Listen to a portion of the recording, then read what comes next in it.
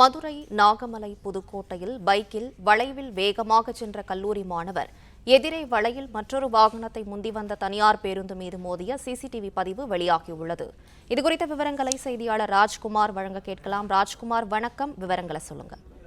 வணக்கம். மதுரையில் நாகமலை புதுக்கோட்டை அருகே வளைவில் முந்த முயன்ற தனியார் பேருந்து மீது அதிவேகமாக வந்த கல்லூரி மாணவர் மோதி விபத்துக்குள்ளான காட்சிகள் தற்போது அங்கு வைக்கப்பட்டிருந்த சிசிடிவி கேமராவில் பதிவாகி வெளியாகி பரபரப்பை ஏற்படுத்தியிருக்கிறது.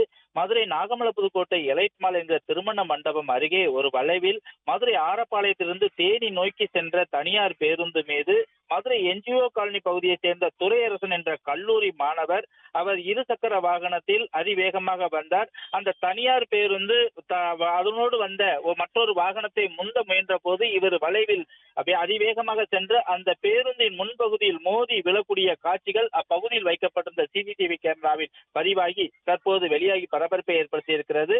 அவர் சம்பவ இடத்திலேயே உயிருக்கு போராடி இருந்த அவரை அக்கம் பக்கத்தினர் ஓடோடி வந்து அவரை மீட்டு தனியார் மருத்துவமனையில் சிகிச்சைக்காக அனுப்பி வைத்தனர். இந்த விபத்து குறித்து நாகமலை புதுக்கோட்டை போலீசாரும் வழக்கு பதிந்து விசாரணை நடத்தி வருகிறார்கள். தனியார் பேருந்து மீது இருசக்கர வாகனத்தில் வந்த இளைஞர் மோதி அங்கு விபத்து ஏற்படுத்திய அந்த காட்சிகளானது அப்பகுதியில் சிசிடிவி கேமராவில் பதிவாகி தற்போது பரபரப்பை ஏற்படுத்தி இருக்கிறது.